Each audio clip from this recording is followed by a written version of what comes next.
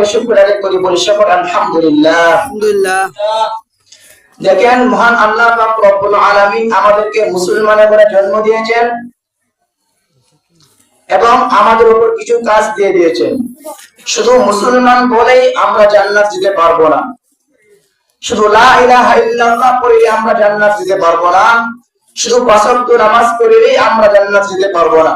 আল্লাহ রাসূল সাল্লাল্লাহু আলাইহি ওয়াসাল্লাম হাদিসে মধ্যে বলেছেন, বুনিয়াল ইসলাম আলা খামস ওয়া ইকামিস সালাতি ওয়া ইতাইজ যাকাত ওয়াল হজ্জ ওয়া সাওম রমাদান। ইসলাম হলো পাঁচটি বিষয়ের উপর। এক, শাহাদাতু আল্লা ইলাহা ইল্লাল্লাহ ওয়া আন্না মুহাম্মাদুর রাসূলুল্লাহ। এই কথা বিশ্বাস করা এবং সাক্ষ্য দেওয়া এবং নিজে মানা যে মহান আল্লাহ পাক রব্বুল আলামিন সকল বিশ্ব জগৎকে সৃষ্টি করেছেন, তার এলা তার ব্যতীত আর কোনো মাবুদ নেই, তার ব্যতীত আর কোনো খোদা নেই। এটা হলো ফরজ। এটা যে অস্বীকার করবে, যে না মানবে, যে ইয়াকিন না করবে, তার ঈমান থাকবে না। আর সেই ব্যক্তি ঈমানহীন অবস্থায় যদি মৃত্যুবরণ করে, আল্লাহ না করুক, সেই ঈমান অবস্থায় মৃত্যুবরণ না করার কারণে, ঈমানহীন অবস্থায় মৃত্যুবরণের কারণে তার আজীবনের জন্য জাহান্নামে থাকতে হবে। মিয়া, একটা হলো চিরস্থায়ী আর একটা হলো অস্থায়ী। চিরস্থায়ী মানে সে যতটুকু গুনাহ কাজ করেছে এতটুকু সাজা পেয়ে তাকে এমন আল্লাহ পাক রব্বুল আলামিনের প্রতি ঈমান আনার কারণে আল্লাহ তাআলা তার প্রতি খুশি হয়ে তাকে জান্নাত দিয়ে দিবেন। আর অস্থায়ী চিরস্থায়ী মানে যে ঈমানহীন অবস্থায় মৃত্যুবরণ করেছে, তাকে কোনোদিন আমার আল্লাহ পাক রব্বুল আলামিন জান্নাতে প্রবেশ করাবেন না, সে কোনোদিন জান্নাত যেতে পারবে না। আল্লাহ রাসূল কি বলেছেন? সে কোনোদিন জান্নাত যেতে পারবে না, কারণ তারা তো ঈমানই নেই।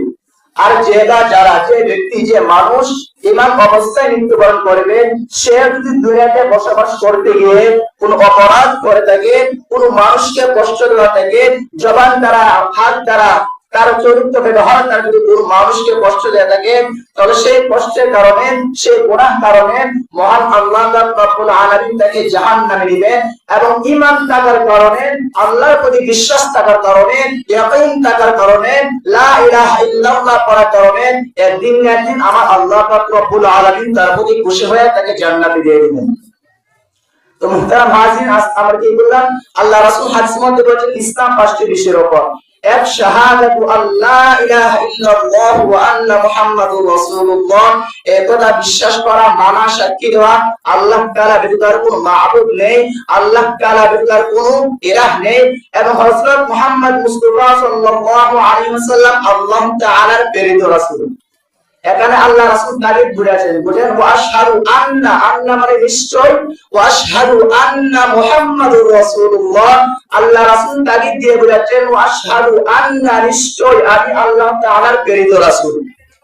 তার মানে কি বোঝা গেল?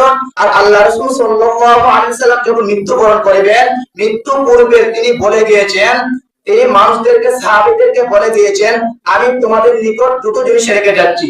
কয়টা জিনিস? দুটো জিনিস।